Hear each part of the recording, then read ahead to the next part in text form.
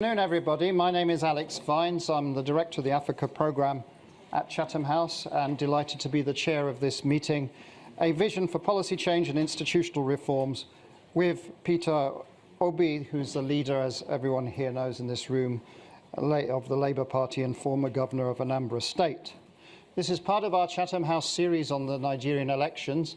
As many of you are aware, we have already started that series. We've had the Speaker of the House of Representatives speaking last year here, Bola Ahmed Tinubu, the presidential candidate of the APC, has spoken here. And this week we have Professor Yakubu, who is the INEC chair. He's speaking tomorrow. If you haven't registered there, please still consider. And we also have the presidential candidate of the New Nigeria People's Party, Senator Rabiu Kwankwaso, speaking on Wednesday. We still have an invitation out for Mr. Atiku. He hasn't replied to us, but we know that he has received the invitation. So he is still most welcome if he wants to come to Chatham House and also present. This meeting is fully on the record. We're being live streamed, and there's media in the room also. If you want to tweet, please do so. We'd recommend you using the hashtag #CHAfrica. Please do keep your mobile cell phones on silent, please, for the duration of this meeting. And do at the end, when we finish, please also remain seated when Mr. Obi leaves the stage here. We're going to have, I hope, reasonable time for Q&A. I will only overrun by maximum of 10 minutes because it should be equal courtesy to each candidate who has spoken here. We are live streaming. We had many hundreds of questions asked from around the world last time. I will try and summarize them. We do not have time, unfortunately, to be getting live questions coming in through our system. But those of you who have registered on our Zoom platform, we will try and collect those questions, and I will make reference to some of you who asked those questions. If you're on Facebook and other platforms, you're most welcome. Very grateful you're joining us today, but unfortunately we're not going to be able to, we do not have the facilities to take questions from you, but I hope you enjoy the presentation. Well, no more ado, but again, to welcome you, Peter Obi, to Chatham House. It's a privilege for us to have you. And I myself am very much looking forward to hearing about your vision for policy change and institutional reforms in Nigeria. Nigeria is a central part of the work of this institute, which is why we are having Nigeria Week here this week. So I want to invite you to come to the podium here and give your presentation, and then we'll have a conversation after that. Thank you very much.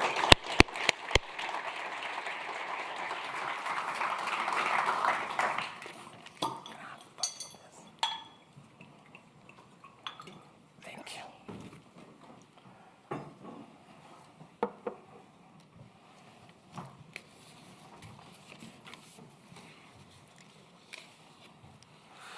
Thank you, Alex. Let me respectfully stand on all due and existing protocols. In agreement with my belief in the primacy of gratitude among virtues, please allow me to begin today with the word of gratitude. I'm most grateful to Chatham House, Dr. Alex Vines and his team for the global impact of their mission and commitment to engagement with nation building in Nigeria. In providing this global platform to interrogate the vision of those seeking to lead Nigeria at this time with clear existential threats, as I will discuss shortly, are pervasive across our dear country. This Chatham House event challenges us to a new thinking. We have an alarming insecurity that has led to loss of many lives and properties, significant decline in food and economic output, immense trauma that has compromised the mental health of communities, and in some cases, irredentist pressures and disaffection with the Nigerian project. The economy is in crisis with a troubling debt profile worsened by oil theft of proportion once hard to imagine. 2 economic recessions in 6 years and lamentable power sector that have significantly constrained manufacturing and social life. The Nigerian state is captive to an elite gang-up and a rentier political economy that concentrated power in hands of those who came to power and influence mainly through their own contrivances and influence rather than affirmation of the people, and therefore do not have the incentive to serve the people. Even after exploiting the ethnic and religious cleavages, sentiments to ascend to political power, the very people on whose sentiments they grab power often become the primary victims of such political fraud that has rendered Nigeria a failing state with worsening leadership crisis. Consequently, Nigerian democracy had been on the wane, evident in Afrobarometer longitudinal tracking, which reveals low voter turnout. But this seems to have turned around dramatically last year, allowing independent National Electoral Commission to register over 12 million new voters, with many more complaining they wish to register, but unable to do so due to INEC deadline. What prompted this turnaround? We may ask. The reason for these very high stakes are lurking in the face of demographics, with our dominant population, the youth, frustrated and unhappy with the status quo and diminished opportunities in Nigeria in an age of globalization, when internet can easily reveal to them prosperous homes of those who live in a better led and governed countries. How did we, Nigeria, plunk or get here in such an economic decline that we have overtaken India as a home for the biggest pool of absolute poor in the world, when there are 7 times our population? While the poverty rate in India is 16%, that of Nigeria is 63%, with 133 million people classified as multidimensionally poor. This is unacceptable and needs to change. What Nigeria needs is a great escape. As 2015 Nobel Prize winner in economics, Angus Deaton of Princeton University, elucidated that what separates poor and rich nations is attributed to health and education. But what provides quality health and educational system for a society, committed and focused leadership that can build and sustain public wealth, as I was told by Professor Donald Jacob of Kellogg School of Management. In many ways, this is the heart of my remarks today, which are deeply rooted in my upbringing, particularly my mother's counsel, that I live a life of positive impact and manage both personal and public resources most prudently for the sustainable, inclusive growth of development of the society. It is this principle that guided my stewardship as governor of Anambra State of Nigeria and led to our much commended performance with some prize awards to show for it. Some awards for outstanding accomplishments in key Millennium Development Goals, now Sustainable Development Goals. It is the same counsel and principle that is guiding and motivating me to offer to serve in a new Nigeria. The answer lies in leadership, institution, and demographics.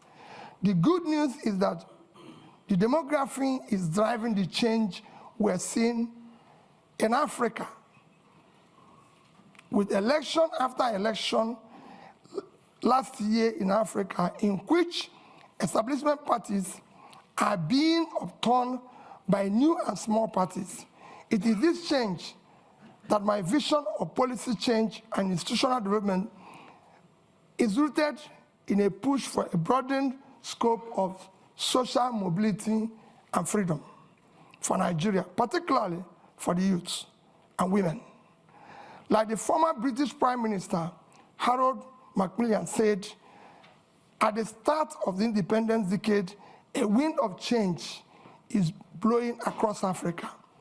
Today, that new wind of change sees the ballot box as being instrumental to changing of bad leadership. Senator Yusuf Dat Ahmed, my running mate, and I are committed to new politics that start with ethics of servant leaders and anchored on marriage of clean hearts and skillful hands. We know that unless we change the politics by changing the political leadership, we are stuck in this terrible state of underdevelopment and misery. We will build patriotically our institutions, particularly the ones directly responsible for implementing government policies, to make them fit for purpose.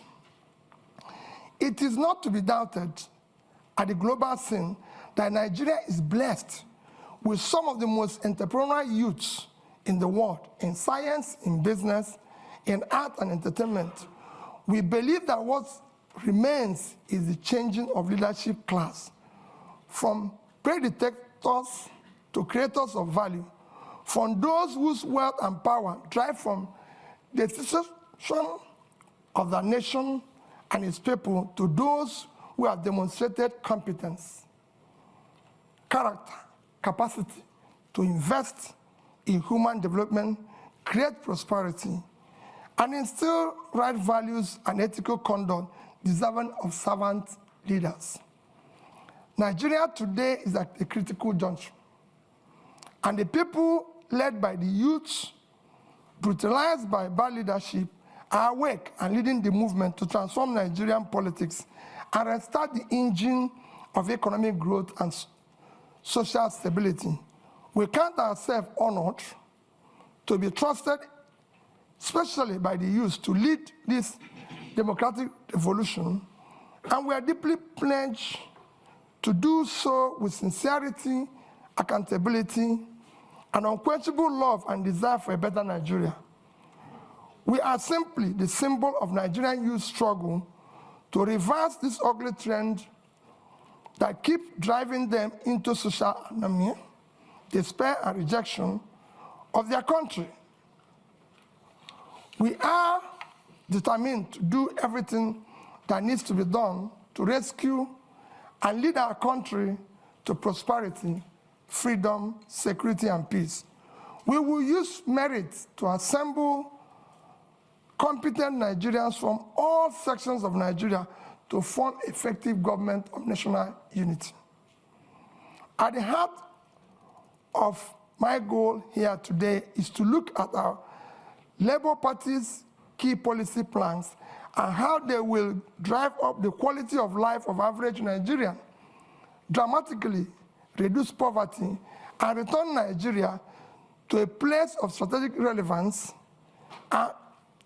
in a world that needs a thriving and well-governed Nigeria, stabilizing the continent of Africa, making it high value add for a planet impaired by environmental challenges, terrorism, and inequity. I also plan to speak on institutions and how the leadership we offer can facilitate the evolution of stronger institutions with the rule of law a key anchor to nation building in Nigeria.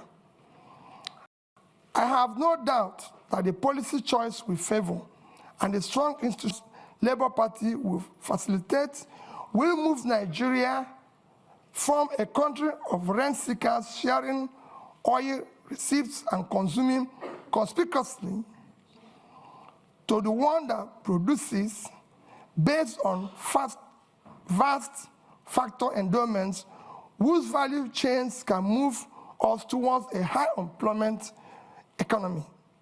We will turn our youth budge to a democratic dividend rather than today's harvest of time bomb of violence, insecurity from uneducated, unemployed, and marginalized youth. This forms the first and most important thrust of our government priorities, without which the rest will not be achieved, to secure Nigeria, end banditry and insurgents, and unite our dear nation to manage our diversity such that no one is left behind. The growing insecurity you see in Nigeria today is not because the enemy is formidable.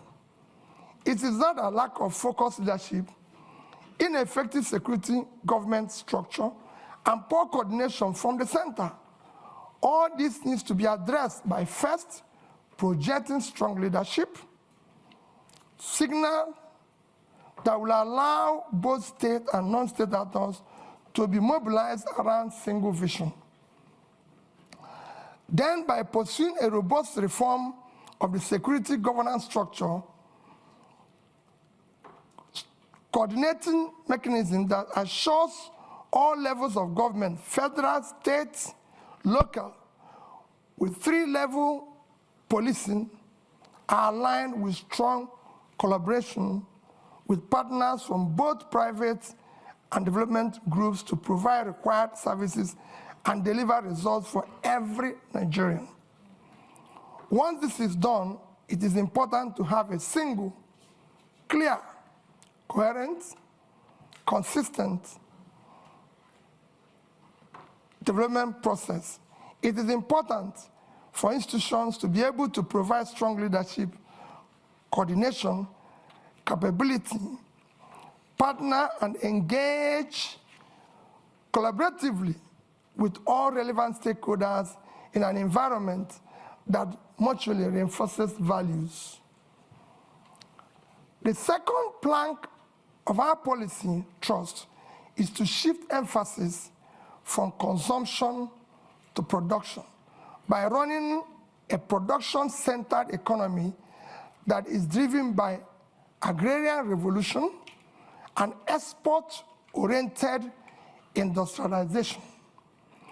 With about 70 million hectares of arable land, we will pursue an agricultural revolution through proper segmentation of Nigerian to activate and harness factor endowment of different parts of the country for both rapid and mechanized agricultural development, and as a pillar for Nigerian other sectorial development and industrialization.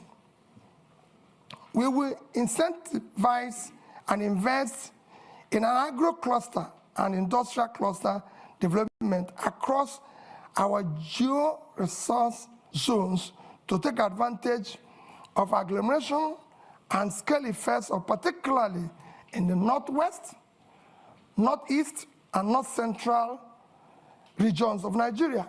We will dredge both River Niger and River Benue, build dams massively to support planting of economic trees across the country for local usage, poverty and elimination, export and revenue generation.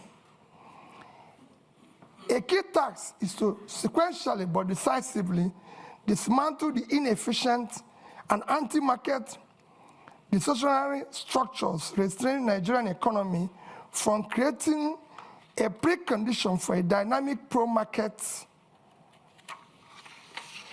economy.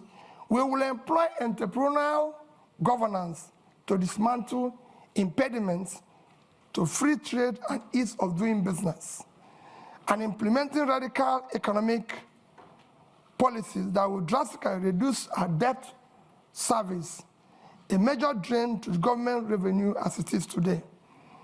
Our micro, small and medium scale enterprises will be robustly supported. Further borrowing must be strictly for productive purposes and not for consumption. While we aggressively pursue the activation of all opportunities in oil and gas value chain, we will target incentive schemes that will be professionally administered to diversify our non-oil export portfolio with proper consideration and management of climate change risk and opportunities. The third pillar of our government priorities is to restructure the polity through effective legal and institutional reforms to entrench rule of law, aggressively fight corruption, reduce the cost of governance, and establish honest and efficient civil service. Reducing costs of governance in Nigeria is an effective way of fighting institutional corruption. In addition to reducing the cost of governance and streamlining government operations for efficiency and effectiveness, we will ensure that reforms we pursue will not in any way affect the livelihood of our hardworking and efficient civil servants. Critical to fighting corruption, we will install a new budgeting system founded on a cardinal principle of public accountability, objective setting, and program implementation. This is against the extant budgetary principles of revenue mobilization, expenditure allocation, borrowing without emphasis on monitoring, evaluation, and feedback. We will enforce principles of performance, auditing, institutionalized monitoring and evaluation process of the entire public service delivery as the primary means of actualizing our vision of the new Nigeria. This reform will institutionalize our personal involvement of both the president and the vice president in setting budgetary objectives of MDAs and monitoring, evaluating the implementation process through Office of Regulatory Review in the Office of the President. Budget monitoring and evaluation capacity will be strengthened within the presidency. We will embark on effective micro and physical restructuring to quickly restore physical viability by discontinuing unaffordable subsidies which have left a black hole in government finances. Fiscal and monetary policy will be properly coordinated with each conventional tool transparently instead of distorting markets in favor of privileged few. For instance, an avoidance of doubt, we will collaborate with Central Bank of Nigeria for a transparent liberalization of our foreign exchange market and dismantling of OPEC multiple exchange rates. Regime which effectively subsidizes few privileged persons. We will seek to boost the supply side rather than continuing to concentrate exclusively on demand management of foreign exchange. When unaffordable subsidies are removed, some carefully calibrated transfers will be used to cushion adverse impact on economically weak. If the competitiveness of the sector is to be enhanced, then we will do so via enactment of transparent and specifically target fiscal and trade policies designed to stimulate investment and growth. Revenue shortfalls and leakages such as oil theft will be dealt with decisively by holding persons in position of authority fully accountable. The fourth plank of our governance priorities is to leapfrog into the fourth industrial revolution through application of scientific technological innovation to create digital economy. Building on the gains of agriculture-led manufacturing and export, we will pursue development of knowledge and skills to leverage on the emerging disruptive digital technologies, automation, Internet of Things, artificial intelligence, robotics, virtual reality, blockchain technology, biotechnology, and data science, all of which are the heart of the fourth industrial revolution. The fifth plank of our government priorities is to build expansive infrastructure for efficient power supply, rail, road, and air transportation, and pipeline network through integrated public-private partnership and entrepreneurial public sector governance. Our solution to the perennial power problem in Nigeria is comprehensive and it's well covered in our manifesto. We will ensure that we deal with the issue of transmission, distribution.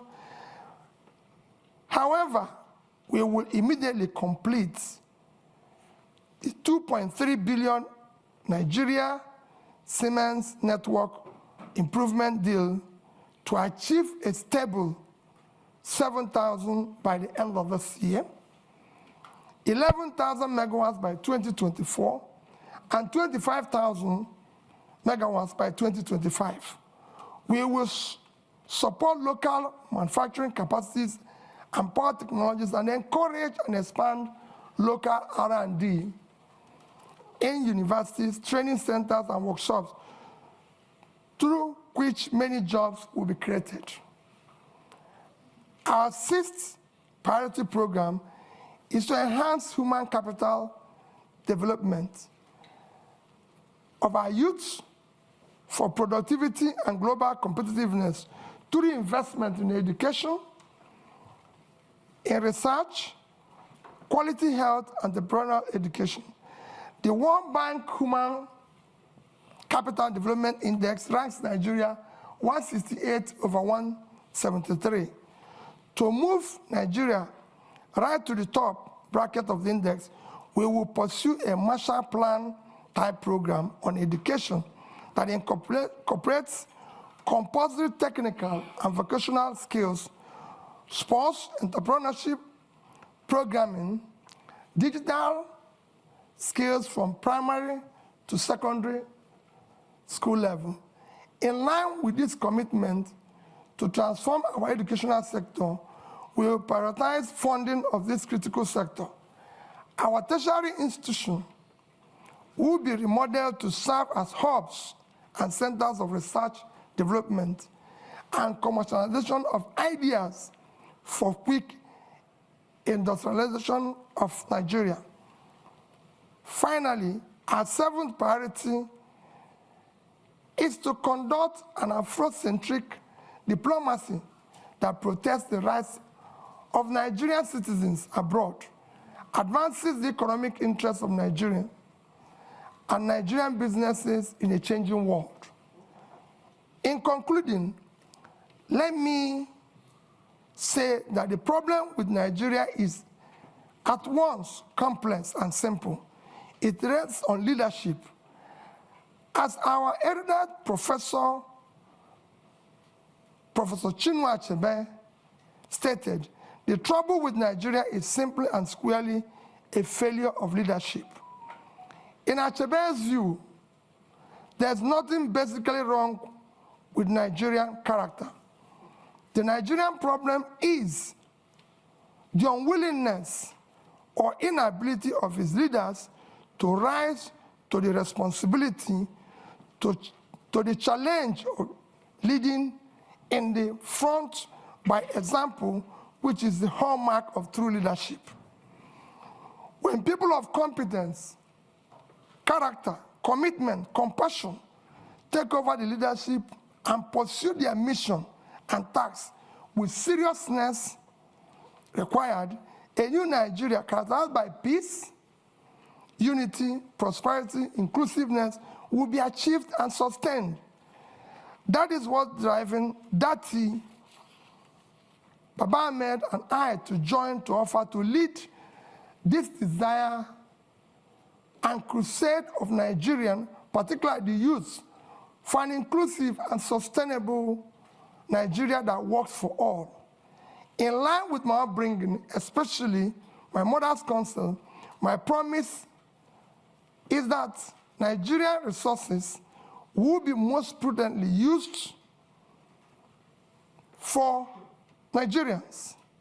And as Commander-in-Chief, I, Mr. Peter, will be sincerely pledged that our path with Nigeria will be diligently pursued to create a new Nigeria characterized by sustained and inclusive growth and development for all. Thank you, and God bless all of you.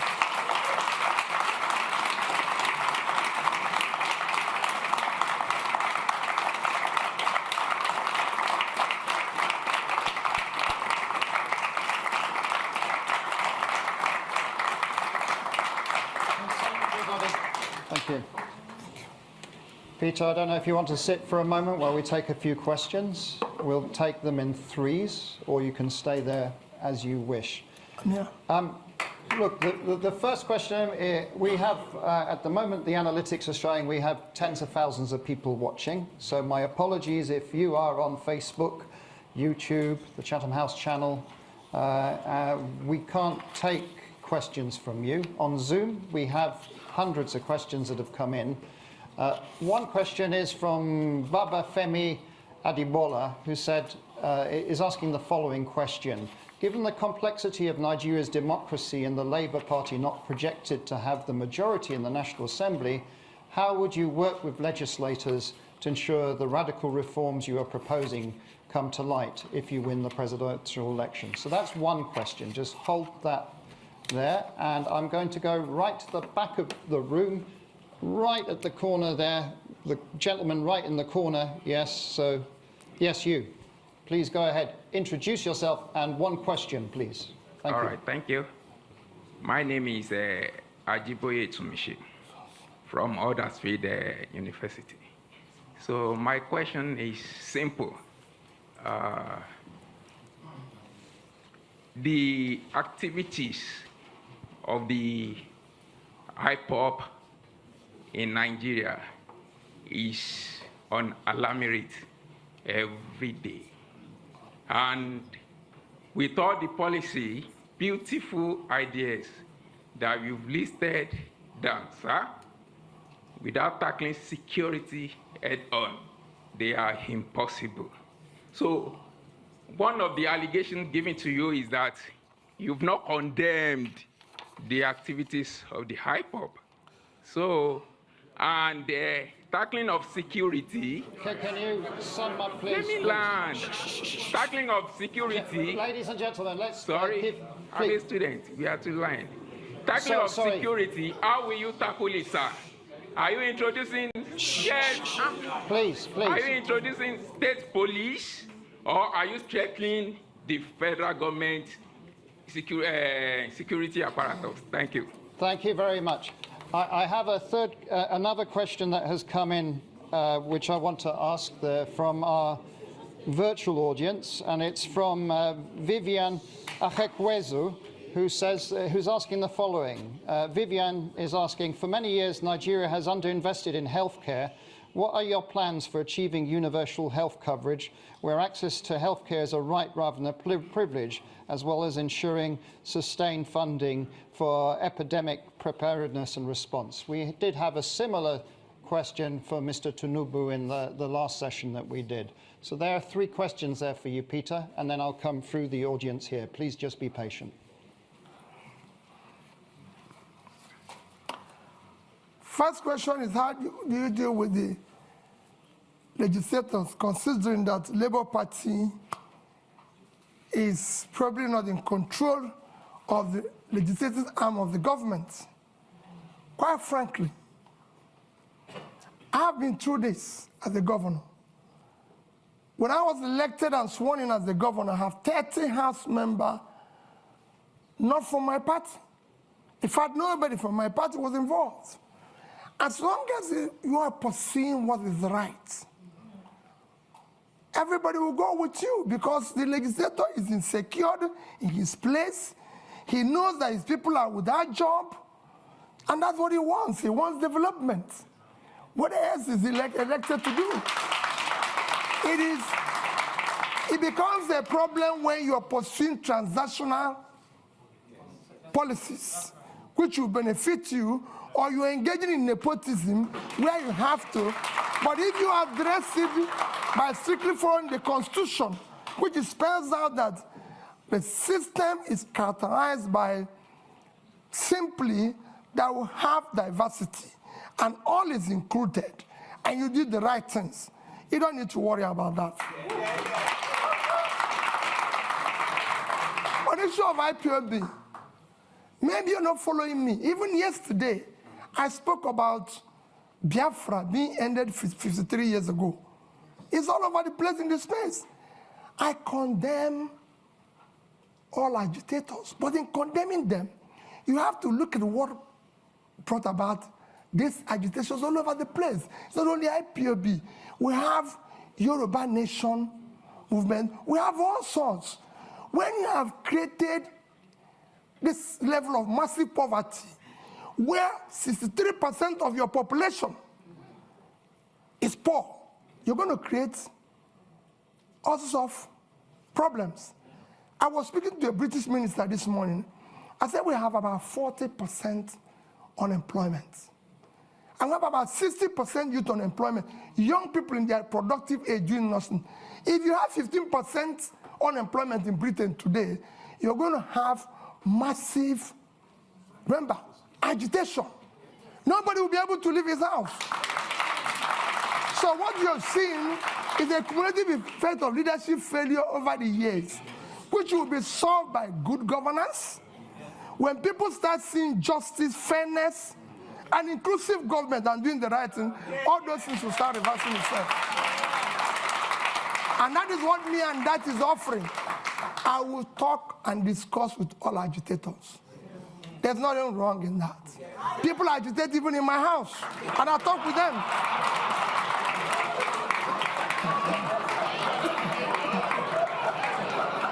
So I'll deal with everybody. I'll show you of that. Don't worry about that. On the issue of health, yes, we have a problem with health.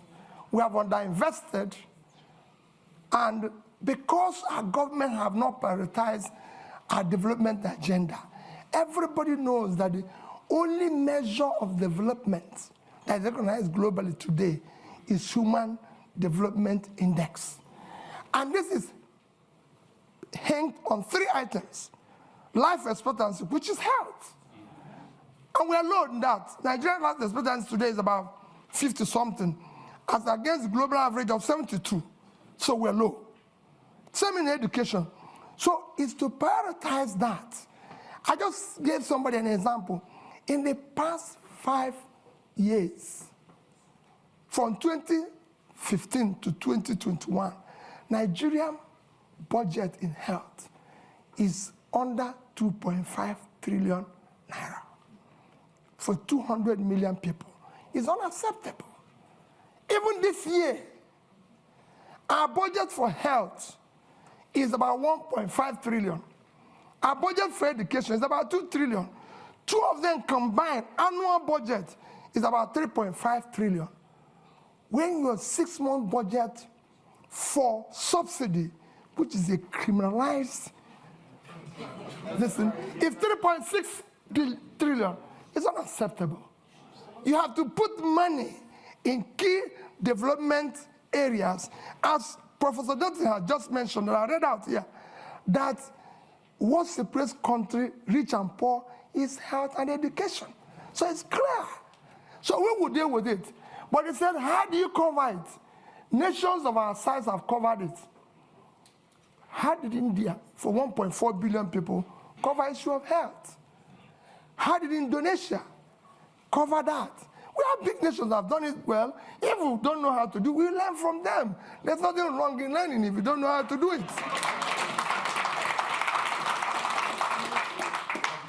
I'm going to take more questions. Now, there is someone who has such a strong arm. Their arm has been up for 15 minutes. Now, I'm not going to say that's criteria for taking question next time, but madam, you get the question. You have the strongest arm in the audience. Please introduce yourself. One question. Thank you so much. Good afternoon and welcome, sir. My name is Priscilla Winkbo, and I'm an independent broadcaster here in London. And sir, you spoke about your point number 5, which is to generate electricity and power in Nigeria. And you spoke about transmission, distribution, and generation. But I think it's fair to say that our problems with power goes beyond those 3 areas. And the main problem that I see here is this. We have a population, or part of the economy, shall we say, those who supply spare parts, the engineers, those who work within that sector, whether it's those that are selling generators, and we know that that issue is perhaps the biggest issue when it comes to our power generation. So my question here is this. How do you plan, number 1, and I'm going to take a risk here, to deal with the big boys, and how do you also plan to address that economy that will then no longer exist because you have generated power? Because I'm sure that they too will rise up against it. Thank you so much.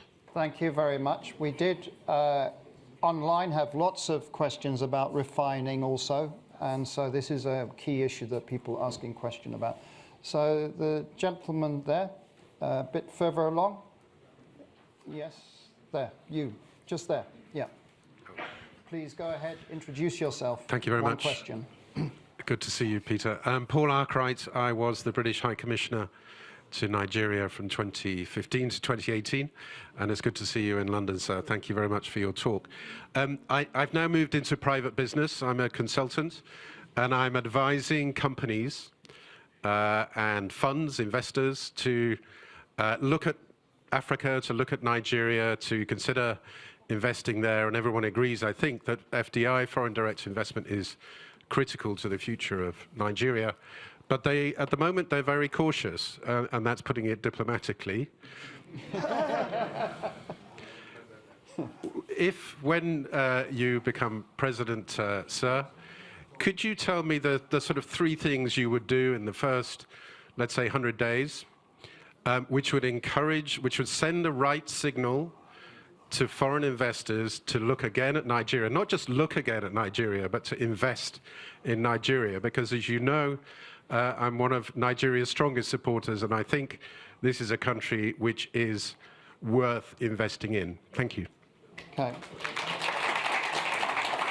And I will come back to this side. The gentleman just there. You, sir? Just there.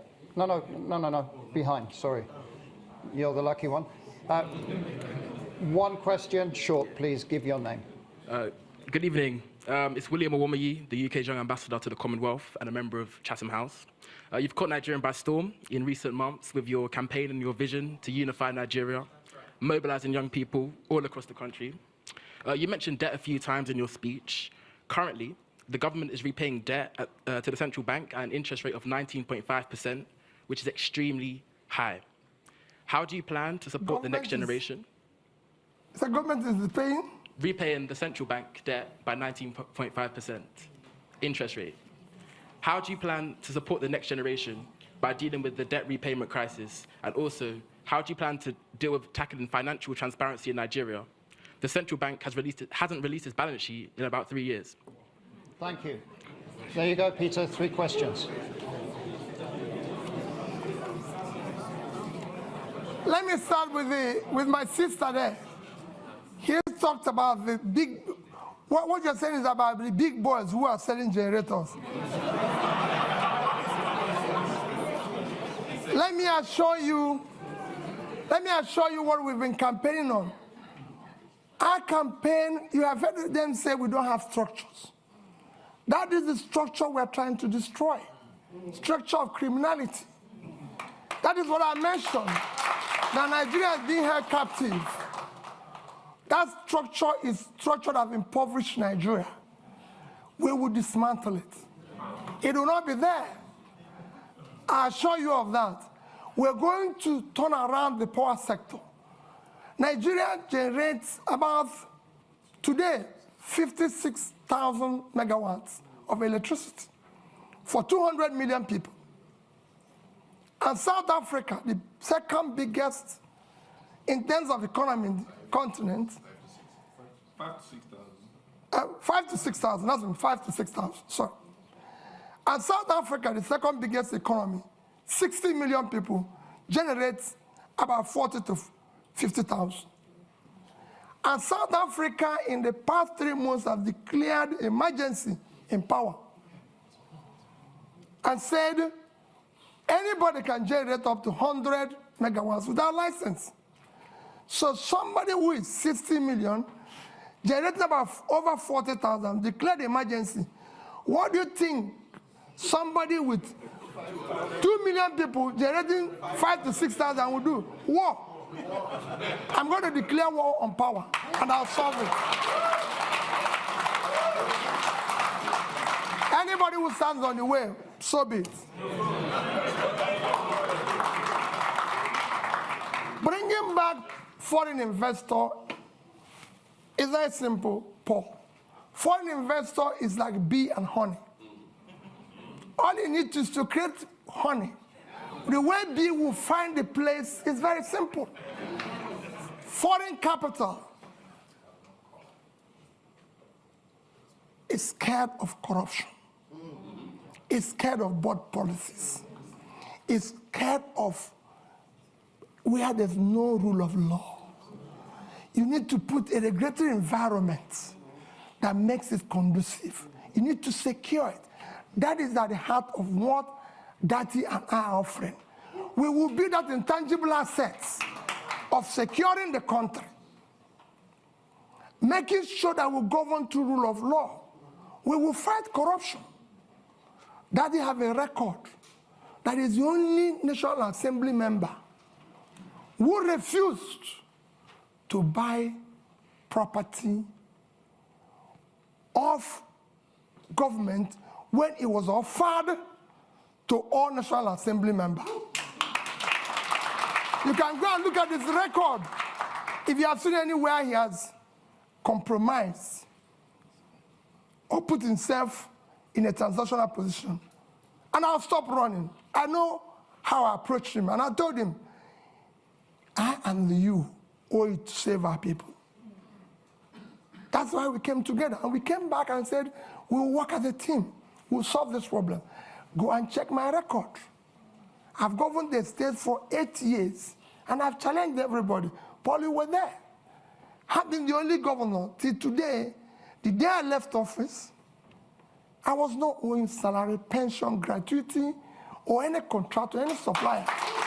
And I left in 3 banks in Nigeria, which I say every day. Access Bank of Nigeria, Fidelity Bank of Nigeria, and Diamond Bank. I left over $150 million. I didn't say naira. And I have over 30 billion naira. And Anambra State, you can go and verify anyway. I've never had a bottle. Anambra State have never bought me. There's no land allocated directly or indirectly by me, and I signed over several thousands of CFO. Anambra has never bought me a bottle of water since I left office. So you can go. We will fight and stop corruption. Yeah. The first thing about stopping corruption is yourself. If you're not involved, your wife is not involved, your family is not involved, those around you are not involved, you reduce it by over 50%. And that's what I'm going to do. And I'm sure, Paul, you know that. We are committed. We can't disappoint these youths. We must build a new Nigeria. Yes. And we'll deal with that. Investors will come back. Those who left, even the young people who are today living, they'll come back. Yes. We want to bring them back. Nigerians are prepared to come back if they can find that they have a country to go back to. This green passport, people must be proud to use it.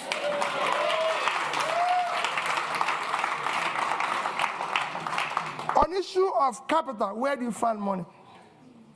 My young brother, there's nothing wrong in borrowing. Borrowing is a legitimate way of every government I've studied in the world borrow. Even Britain, as we speak, owns over 70% of their GDP. Every government I know lives on borrowing. Even Norway, with 1.4 trillion sovereign wealth, is owing. The economies of the world, the third biggest nation in the world is America. The debt of America today is almost 100% of their GDP. The second, China, is almost owing over 60% of their GDP. Japan owes over 230% of their GDP. But let me tell you the difference. Japan is owing over 230% of their GDP. They invested the money to save their economy. And in that, even with that, Japan is still the highest holder of US treasuries. So there's something they can fall back on. What has happened? So borrowing is not wrong. If I have done, I compare two countries that borrowed with Nigeria and how well they've done. But what has happened is that when you borrow for consumption, you have a crisis. Nigeria borrowed for consumption. Nigeria in 2015 had a GDP per capita of $2,550. And they were owing about 15 trillion naira. Today, with central bank ways and means, we're owing over 75. So we have grown that debt by about 400%, but our per capita is 2,000. That means that the money we borrowed was thrown away. So that is what I'm going to reverse. We will restructure the debt as it is today. We will restructure it and put it a long time to be able to pay it. I'm a finance person, that is one. And then we will now say, like I said here, no more borrowing for consumption. We will still borrow, people will see it, it will be transparent, it will be for investment. And that's what we intend to do. Countries have been in this situation before. We're not in a situation where other countries haven't passed before. It's a question of showing leadership, and we will be able to solve it. Thank you. I'm coming back. We are now almost around 60,000 people just watching us and sending in questions, so we're trying to be at least a bit inclusive. We have a question from Debo Ademoyo, who is asking, what are your policy ideas on climate change? Do you have a plan for ensuring sustainability in a new government? So that's one question. Then there was a joint question from Miss Etty and Zindi Anthony Levy, and they're asking, insecurity is a major problem. What are your plans in tackling this? What are your plans in terms of security sector reform in Nigeria? I'm going to take two more physical questions in the room. The lady right in the front here. So I'm not going to discriminate with the front rows. Please, go ahead. Thank you.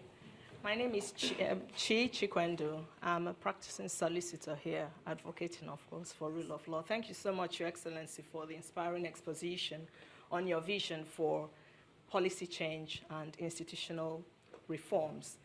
It seems to me that it's clear from that if elected president, if and when elected president, your transformation vision to increase the production capabilities across the various sectors mentioned, including agriculture, extraction industries, human resources, will, to a large extent, hinge on the depth of your level of commitment with solidarity and ownership to implement the proposed policy changes and institutional reforms. However, there is no doubt in my mind that Your Excellency is well aware of the prevailing fundamental challenges to those reforms, including clientele patronage, political capture, and the institutionalized corruption that you mentioned.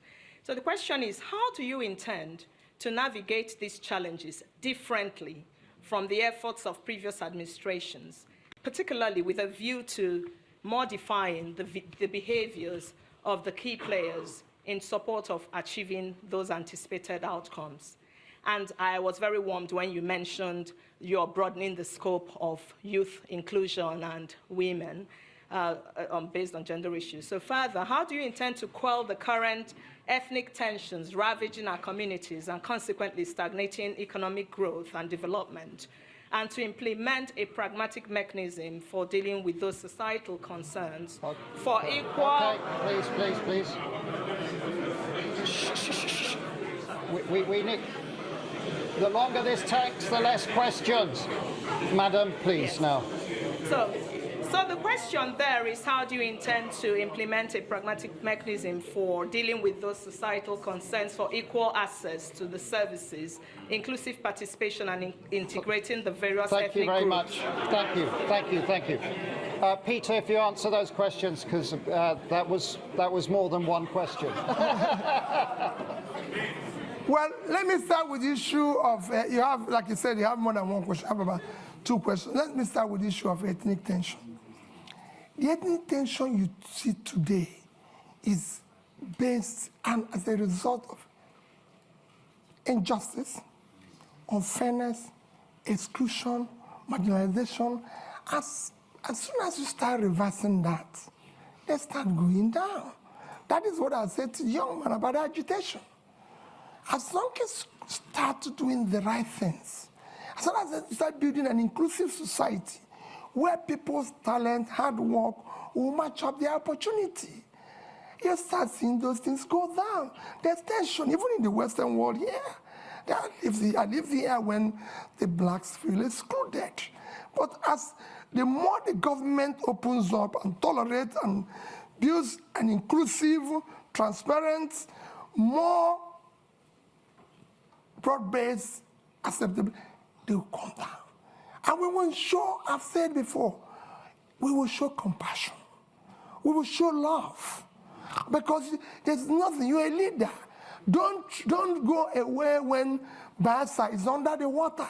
Don't leave Jigawa to die. Don't say, oh, I cannot go to Southern Kaduna because there's a problem. We will show compassion. We will lead from the front. We're not going to walk away. And for me, Borno is part of Nigeria. I don't want to say people, oh, the region is insecure. Nigeria is insecure. Like I told the IDP people in Christmas, I spent my IDP with IDP people in Makurdi in Christmas. And in New Year was another IDP camp in Abuja. And I said to them, as long as Nigerians are in IDP, all of us are in IDP. I will not allow, and I know that you will not allow it, for any Nigerian to remain in IDP while we're sleeping in our mansions. Never. They must go back. On issue of challenges and dealing with them, the challenges you foresee, I've dealt with such challenges at the Anambra level. And I'll show you the same challenges.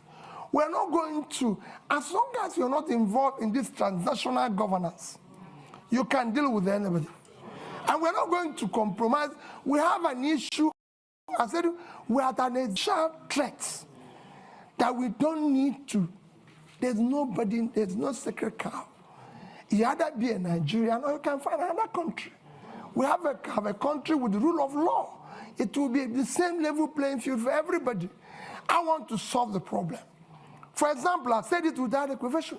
I must pull out the poverty that is devastating the north.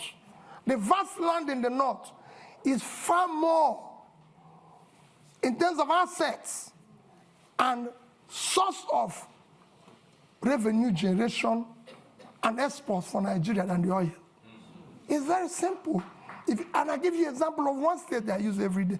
Niger State is 76,000 square kilometers. Precisely 76.3 thousand square kilometers of land. 7 local governments in that state is under control of bandits.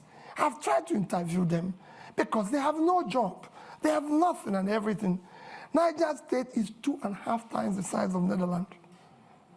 And Netherlands agricultural export last year was $120 billion. Why can't Niger State do 5% of that? They have arable land. And all they get from the revenue, from the sharing, which is the consumption, is less than 50 billion naira. When they have minus their debts and everything.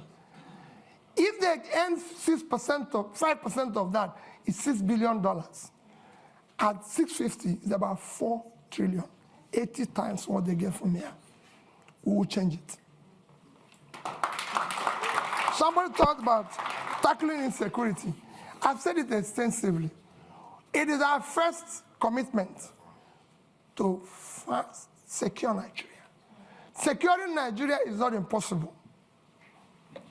I secured Anambra State, that's gone. And it won't be different. I've said we will deal and talk with those we will win, we'll talk with those who are winnable. It will be carrot and stick. And those who don't, we will deal with them. We're not going to shy away.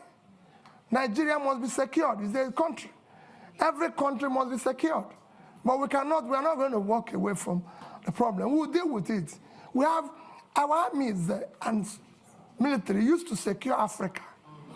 So this is time to go back and resonate that spirit in which they used to secure Africa to secure Nigeria. And we will deal with it.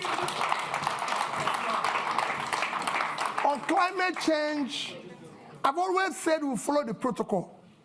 And I did mention here about issue of things like planting trees, issues of dredging. These are some of the climate change issues, because as you see today, we have a situation where there's flooding in Nigeria because we've not dredged River Niger, River Benue, and everything. And I said it consistently. This is not difficult. We've awarded contracts for it in the past.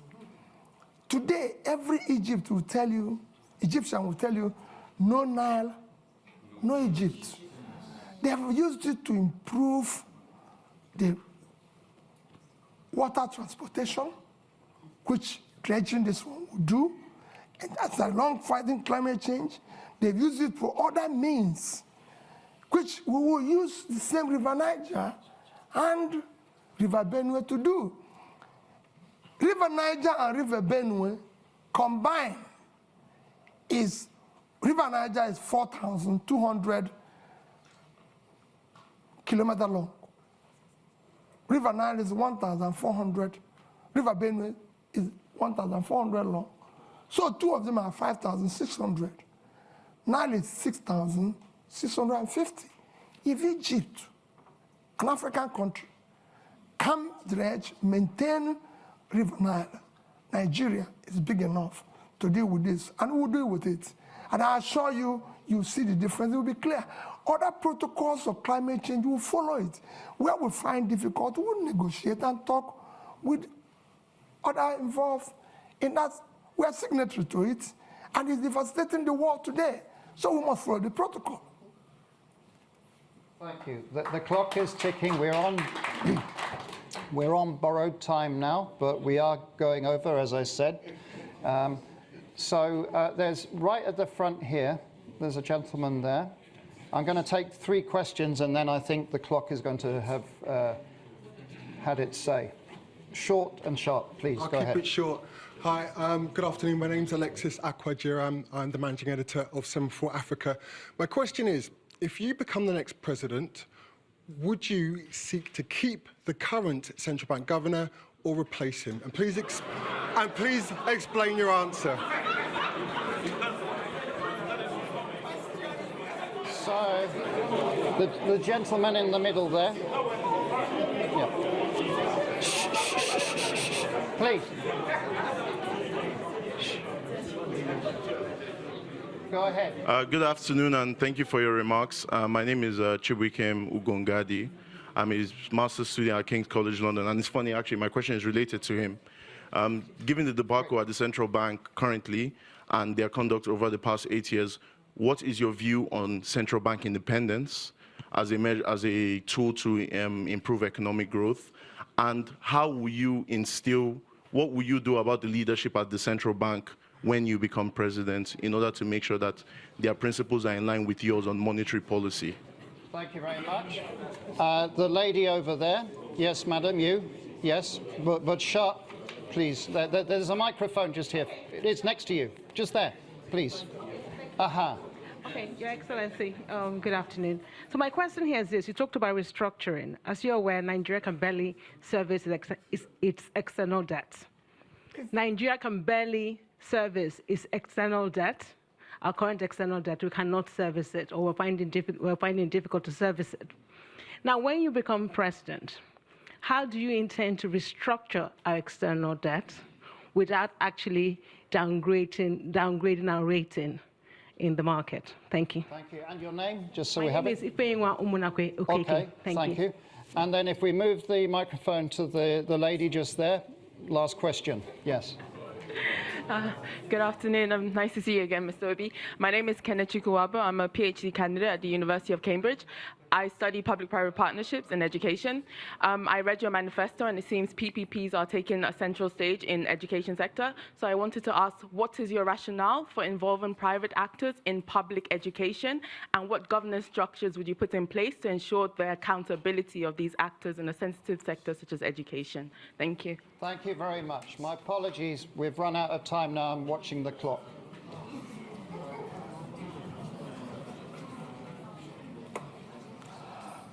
Okay. Alex, I hope you will allow me. There's somebody here that is so keen. When I was coming in, he had a question that is so interested and is like, so I told him, if I have opportunity, I will request and answer it publicly. Okay. Let me again go. People are talking about the central bank governor. The problem, first, let me assure you, central bank will maintain its independence. It will be respected. And again, it is not the problem of the person there. Central bank have a role of monetary policy, if I'm right. Then you have this physical space. It's like a street football. When the person who is supposed to be in the physical space is no longer, it's like you go to a football match and somebody who is supposed to play in a particular wing is no longer there. You find people playing various wings. The weakness of the physical space allows the monetary space to take over, and in supporting, because there's a weak governance structure, that is why we're able to do what we're doing. With what is happening today is happening. So if you're replacing Godwin and putting somebody with that level of fiscal rascality, which is what is fueling our inflation and even our rate of exchange today, these are some of the things you need to cut. As long as the government continues on that fiscal rascality, that situation will occur. That's what you need to fix. I won't say what will happen. His term is actually coming to an end. So it won't be too long. So that's that. I assure you that we'll deal with that. You asked about PPP in education. I said you're in Cambridge. Is Cambridge run by British government? Now, I just want to know, because I don't know. When we're talking about PPP in education, we're talking about tertiary education. We're not talking about basic education. We will ensure that basic education is free, and we will drive it aggressive, because we have 20 million out of school children in the north, which I've said we will deal with decisively, because those children mostly have learned Quran, which means they're intelligent. We'll meet them at the point of learning Quran and teach them skill. For the tertiary education, we must find a way to fund it in a collaborative way, public partnership, in order to be able to ensure that 4 years will be 4 years, not what is happening today. That's what we mean by that. And it will be, you'll see, it's a win-win situation. I study basic, so. That's it. No, not the basic. It won't be the basic. Then, issue of barely servicing our debts. We're not, I've said it before, we're not the only country that have gone through this. Once we move from consumption to production, what we're going to do first is that what you see today, we're inability to service our debts, is because of fiscal rascality. You're paying unsustainable subsidy, which will be stopped from day one, because it's a criminal thing. You're no longer generating money because they're stealing with oil. And the only people who can steal oil are people in government, because ordinary people cannot steal oil. You can't put it in your pocket. It's something that you come with sheep. So all those, and you stop corruption, the waste, everything. And you go to seek to ensure that the revenues of government are properly collected. These are things, when you have tightened all the leakages and wastes, you'll be able to increase your position and you negotiate and be able to service them. Look at it, just to give you an example. Nigeria is today the only OPEC nation, apart from Venezuela, because of sanction, that is not meeting up its quota. Because over the years of oil theft, the multinationals and everything have not been investing, coupled with the theft and everything. You're not realizing what you're supposed to.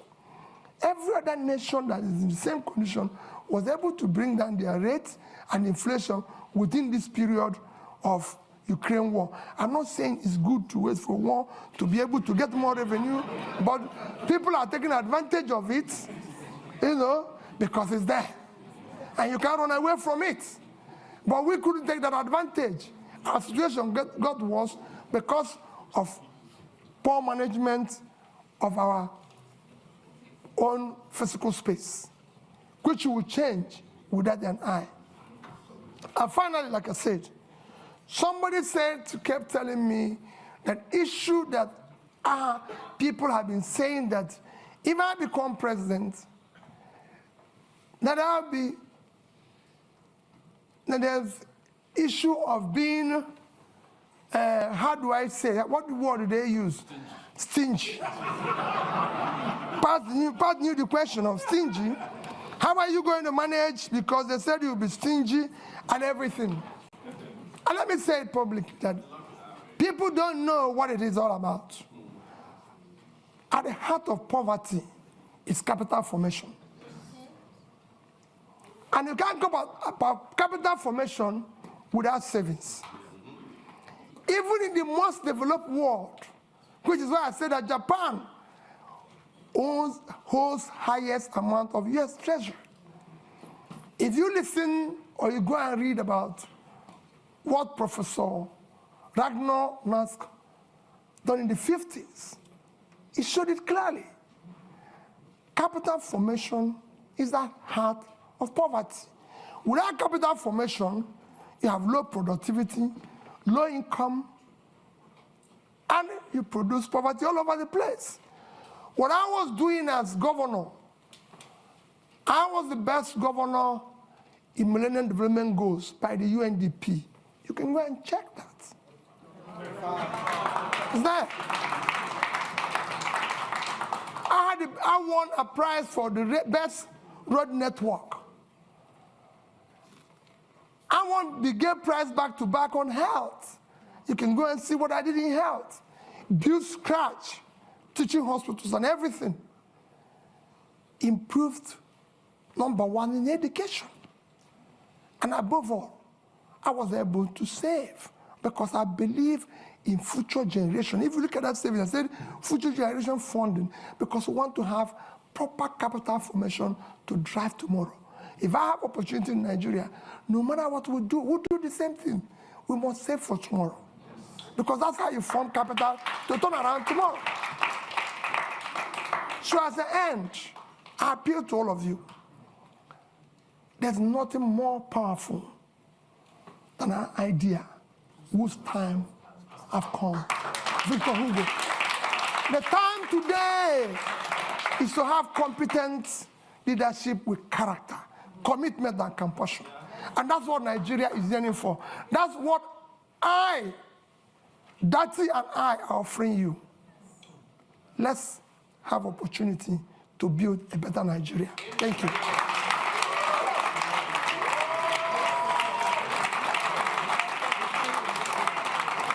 Thank you.